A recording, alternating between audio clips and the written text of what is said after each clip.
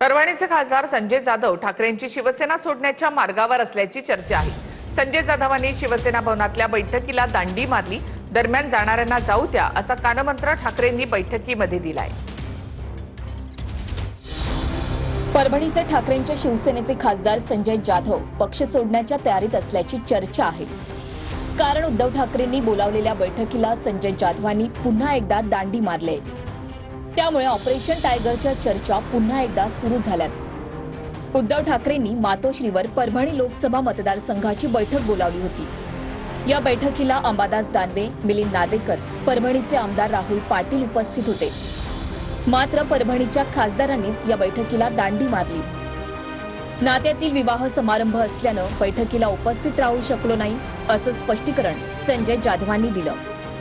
मातोश्रीवरच्या बैठकीला दांडी मारलेले खासदार जाधव मतदारसंघातल्या कार्यक्रमात मात्र दिसून येत आहेत। याआधी सुद्धा संजय जाधवांनी ठाकरेंनी बोलावलेल्या बैठकांना दांडी मारली। मार्च महिन्यात ठाकरेंनी खासदारांची बैठक बोलावली होती। या बैठकीला संजय जाधव अनुपस्थित होते। आता शनिवारी झालेल्या परभणी जिल्ह्याच्या बैठकीलाच त्यांनी दांडी मारली। संजय जाधव यांच्यासोबत परभणी जिल्हा प्रमुख गंगाप्रसाद आणेराव आणि 4 तालुका प्रमुखही अनुपस्थित होते। 4 दिवसांपूर्वी परभणी रेस्ट हाऊस मध्ये संजय जाधवांनी शिवसैनिकांसमोर आपल्या मनातली अस्वस्थता बोलून दाखवली होती। हे पण मला असं वाटतं अशी चर्चा मागच्या 2 वर्षापासून शिवसेनेच्या खासदारांविषयी आहे।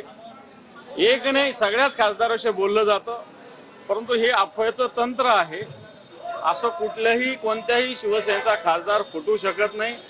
सगळे खासदार शिवसेनेसोबत आहे, हे सगळ्या खासदारांनी सातत्यानं स्पष्ट केलेलं आहे। त्या दिवशी हे ऑपरेशन टायगर करायचं तर ते असं सांगून केलं जात नाही। संपर्कात भले आमचे सर्वजण आहेत, आम्ही हे नाकारत नाही की आमच्या संपर्कात कोणी नाहीत, परंतु योग्य निर्णय केव्हा घ्यायचा हा सर्व भाग जो आहे तो एकनाथ शिंदे साहेबांकडे आहे। आणि त्यावेळेला खऱ्या अर्थानं महाराष्ट्रामध्ये एक वेगळा भूकंप निश्चित आपल्याला पाहायला मिळेल। संजय जाधव अनुपस्थित राहिल्यानंतर उद्धव ठाकरेंनी बैठकीत उपस्थित असणाऱ्यांना कानमंत्र दिलाय।